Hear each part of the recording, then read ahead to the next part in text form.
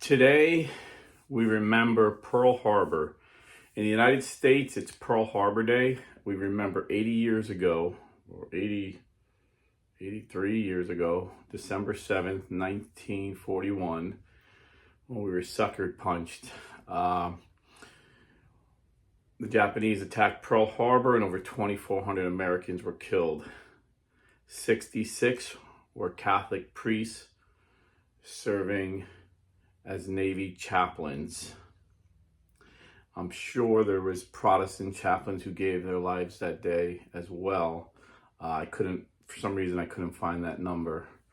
But knowing Navy chaplains and one you may have heard me talk about was Captain Phil Holwadger, Vietnam vet, who discipled me when I was a young evangelical Christian.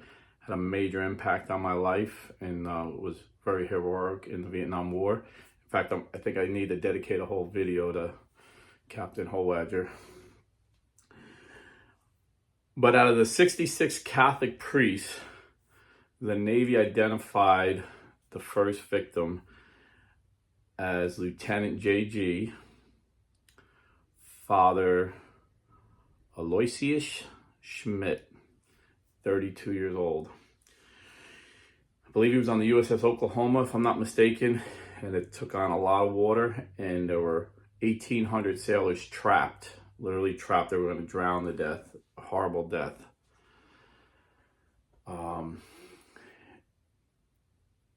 And they found a hatch. Father Aloysius Smith was with a group of sailors who found a hatch where you could get through with a little help. So he stood there and helped each sailor get through.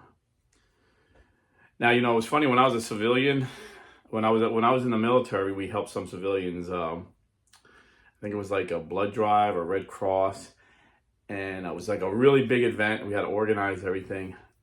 And I noticed how chaotic things were and how inefficient they were, and it was just it was chaotic. And my Master Chief said, man, these civilians are so undisciplined. So he asked the director, he's like, sir, do you mind if I organize this? And he's like, no, go right ahead. And that ran so smooth and so efficient. And the Red Cross people were like, wow, we never had an event run like that. And then from that point on, I realized, compared to the military, civilians are so inefficient and so disorganized. But anyway, so these guys are drowning, and they very calmly and organized a way to get out. But you had to do it slowly, one by one, and someone had to help you get through the hatch. And they had turns. And when it was Father Aloysius Schmidt's turn, this young 32-year-old Catholic priest said, no, you go.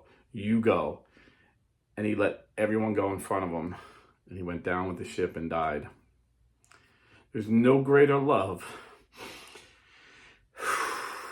than a man lay down his life for his friend. They're the words of Jesus, but Jesus practiced what he preached. And this man of God, this priest, who is a representative of Christ on earth for us, represented Christ that day in a powerful way. They say he joined the Navy because he loved our country. He was a patriotic young man. And he became a priest because he loved God and he loved God's church. He was devout Catholic and a patriotic American. And he died that day serving God and serving his country. It's a great hero to remember. And they say, ironically, the Navy named him as the first, I don't know if it was the first person to die. They don't know for sure, but the first one they identified, I'm not sure, or the first one they knew about, actually. And I guess he was the first chaplain to die. But he was the last out of all the Pearl Harbor's deaths to be buried because they couldn't figure out which body was his. I don't think he had a proper burial and funeral till like 2016. And again, the words of Jesus, The last shall be first. How fitting for a servant of God to be the last one buried. But that was the first major attack that I can think of on American soil. The last major attack was 9/11. Over 2,900 Americans were brutally murdered by savages, mostly in New York City. And again, the first victim, like the federal government came in, or the New York City medical examiner would identify bodies, and the first body identified, victim number one, was a Catholic priest, Father Michael Judge.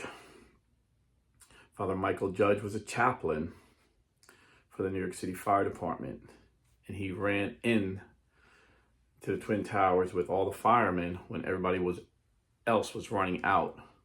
And when they said, Father, the firemen loved him. They said they loved this guy. They're like, Father, get out of here. It's dangerous. He's like, no, I'm staying with you guys. You're my brothers. I'm staying with you.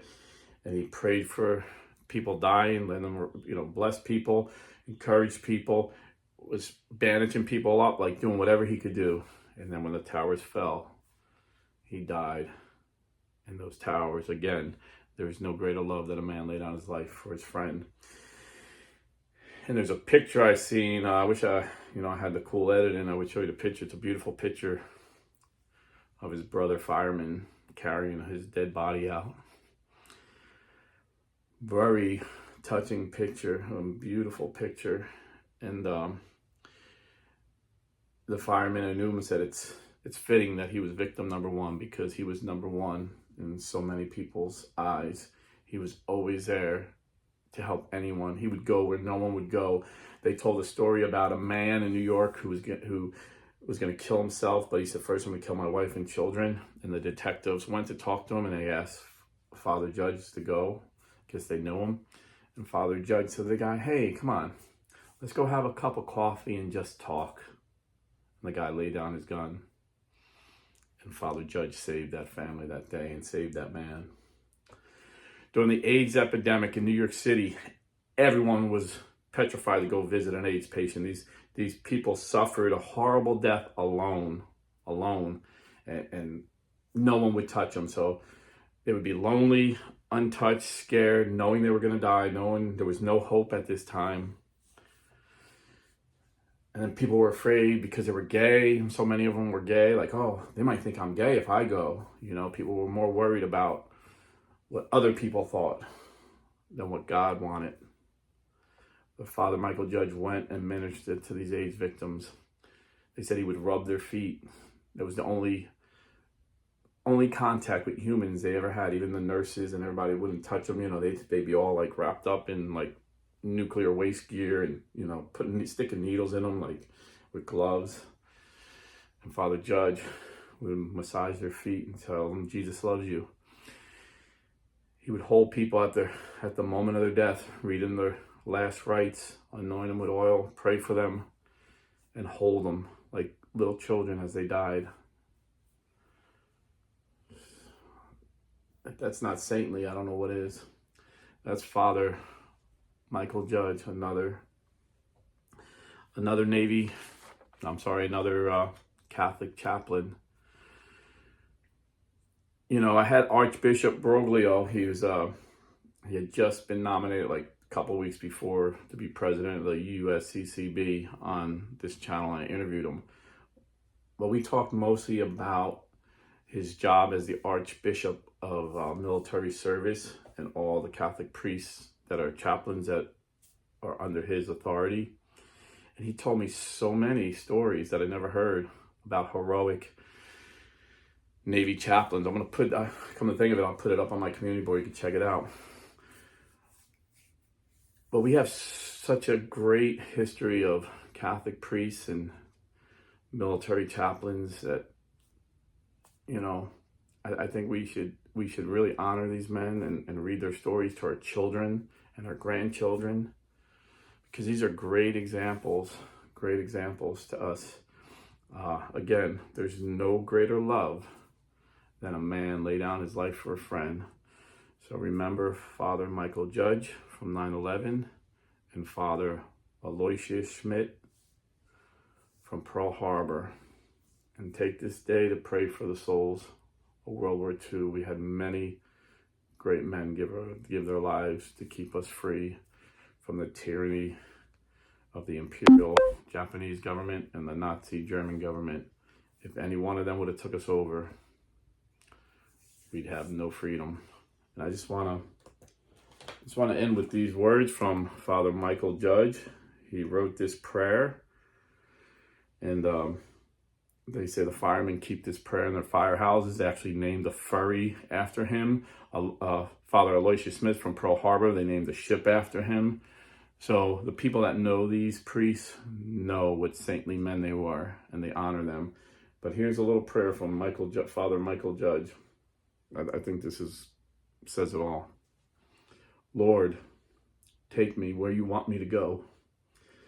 Let me meet who you want me to meet. Tell me what you want me to say, and keep me out of your way. God bless, and stay Catholic.